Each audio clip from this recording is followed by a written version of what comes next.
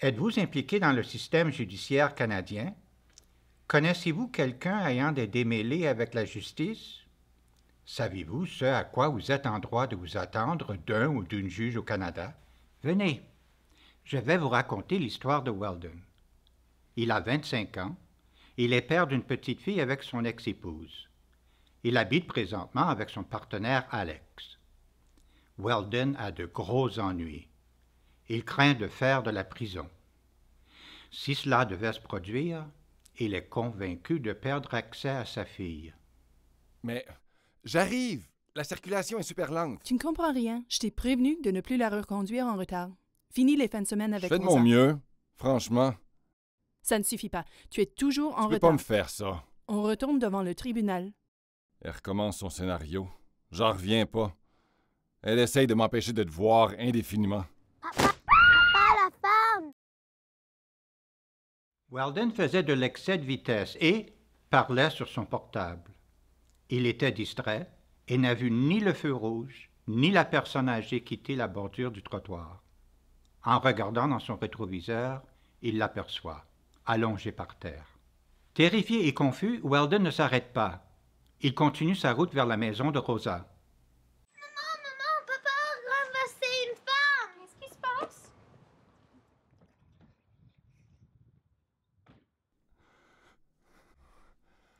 Allez. Oh mon Dieu, tu me croiras jamais. Mon Dieu, je viens de renverser une vieille dame. Tu as quoi? Je l'ai pas vue. Elle est soudainement apparue de nulle part. Ralentis un peu. Qu'est-ce qui s'est Je passé? viens de te le dire. Je viens de renverser une vieille dame sur un passage piéton. Elle est blessée, j'en suis sûr. Tu dois retourner. Je ne sais pas ce qui s'est passé, mais tu dois retourner sur le lieu de l'accident. C'est Tu hors de risques question. le pire si tu ne Je vais retournes me faire pas. crucifier si j'y retourne. Retourne, Weldon. Sinon, tu aurais trop d'ennuis. Peu importe ce qui arrive, je t'aime, mais tu dois retourner sur le lieu de l'accident.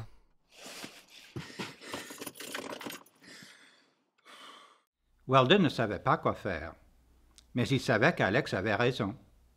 Ainsi, il est retourné sur le lieu de l'accident.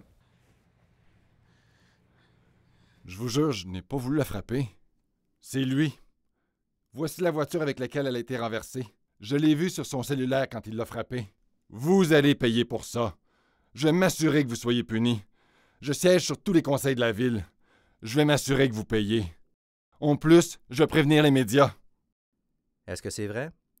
Ben oui que c'est vrai. Ben oui. Vous êtes accusé de conduite dangereuse. Et pire encore pour Weldon, le fils de la victime est un politicien municipal qui, tout comme sa mère, est bien connu et très respecté.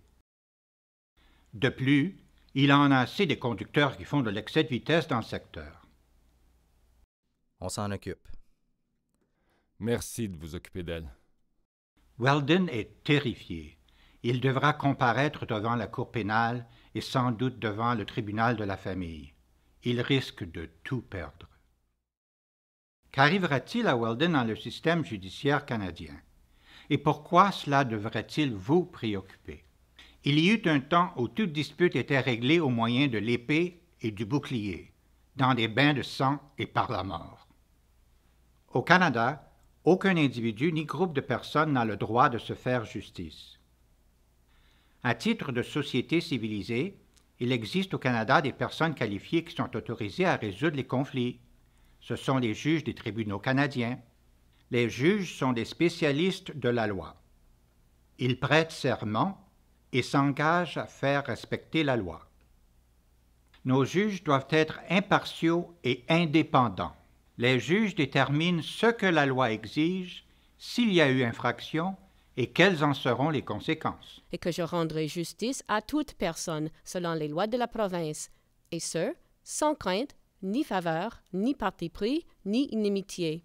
Les juges sont protégés de toute influence extérieure par ce même bouclier qui, toutefois, aujourd'hui demeure invisible. Le bouclier qui jadis protégeait le guerrier est la barrière invisible qui protège le juge de toute influence extérieure. C'est ce qu'on appelle l'indépendance judiciaire.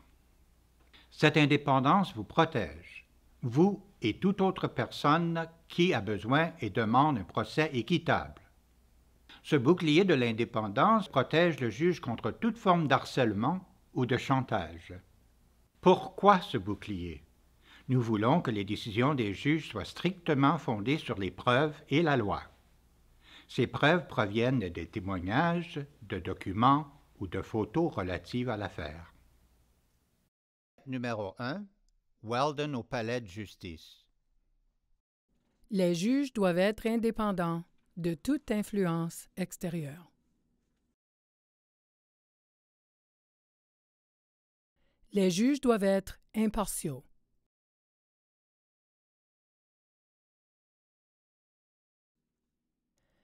Les juges doivent agir avec intégrité, honnêteté et équité.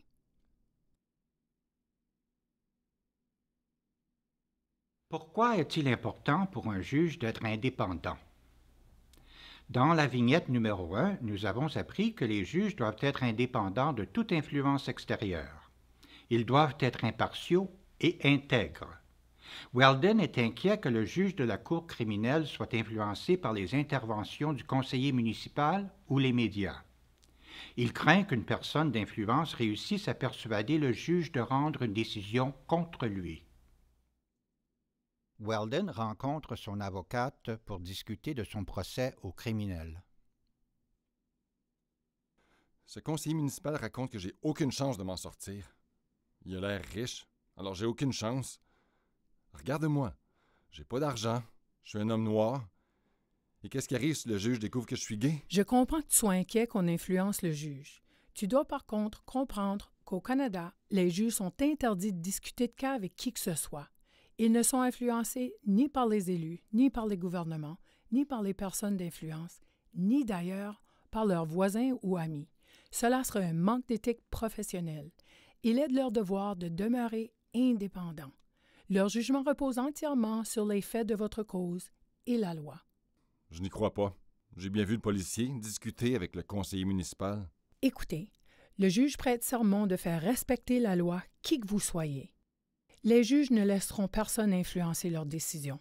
C'est ce à quoi vous devez vous attendre des juges au Canada. Mais le conseiller municipal a déclaré communiquer avec les journaux. Non, le juge ne sera absolument pas influencé par les médias. Heureusement, dans votre cas, Weldon, il n'y a pas eu de blessures graves ni de conséquences à long terme. Maintenant, discutons de votre cas.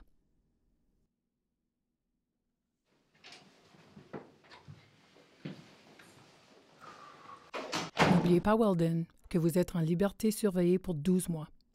Vous devez respecter les modalités de votre ordonnance de probation, suivre un cours de conduite et payer l'amende. Et vous serez sous surveillance. Je comprends que ce ne sera pas facile, mais ça aurait pu être bien pire. Vous avez raison. Le juge a bien dit que vous auriez pu être accusé de conduite distraite selon la loi sur les véhicules à moteur et l'amende aurait été beaucoup plus élevée. Ou vous auriez pu faire de la prison s'il y avait eu blessure grave. J'ai eu très peur étant donné les reportages comme quoi j'étais sur mon cellulaire au moment de l'accident. Mais comme tu me l'avais dit, le juge a tenu compte de tout, y compris que c'était ma première infraction et que je suis vite retourné sur le lieu de l'accident. Et vous n'avez jamais eu d'accident. Merci. Bonne chance.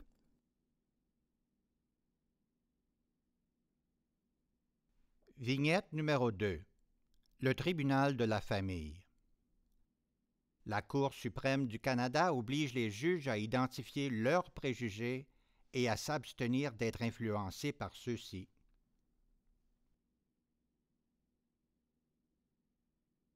Les juges ne doivent pas être influencés par leurs propres croyances ou préjugés. Ils doivent être impartiaux et indépendants. Ils doivent assurer un procès juste et équitable. À la suite des accusations criminelles, la mère de Rosa, Ashley, a fait une demande auprès de la Cour de la famille pour limiter l'accès du père à la petite. Elle demande une ordonnance de visite supervisée. Veuillez vous lever.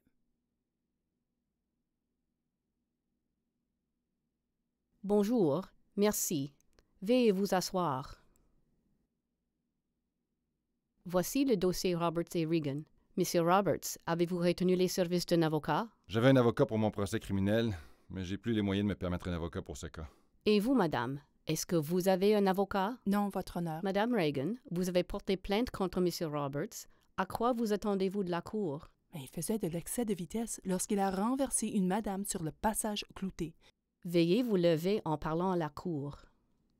Ma petite était assise sur le banc arrière et aurait pu être tuée. On ne peut pas lui faire confiance avec mon enfant. J'exige une garde supervisée.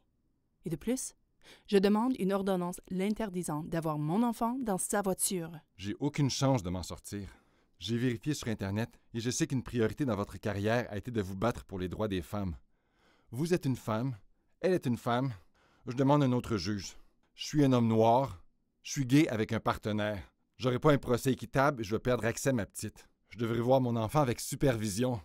Aussi bien abandonné. Monsieur Roberts, vous avez évoqué quelques inquiétudes. Veuillez vous asseoir quelques instants. D'abord, vous êtes préoccupé par le fait que je sois une femme. Vous n'êtes pas la première personne à soulever cette question. Je reconnais que toutes les personnes ici présentes sont des femmes, sauf votre partenaire et vous. Je présume que vous êtes le partenaire de Monsieur Roberts. Est-ce bien le cas? Oui, Votre Honneur. Ce paramètre n'a aucune importance dans cette cause. Comme juge, j'ai juré de respecter la loi et je n'applique la loi qu'après avoir entendu toutes les preuves. Vous aurez tous deux la possibilité de présenter les pièces justificatives et de contre-interroger les témoins interpellés. La loi stipule qu'aucune décision ne doit être influencée par des questions de race, sexe, religion ou préférence sexuelle. La loi m'oblige de rendre ma décision selon les preuves présentées par les deux parties et selon la loi en vigueur. Selon la loi, je dois me préoccuper du meilleur intérêt de l'enfant. Je dois donc entendre les témoignages de la mère et du père. Je ne tiendrai compte que des preuves présentées devant ce tribunal ainsi que des témoignages. La loi déterminera ma décision.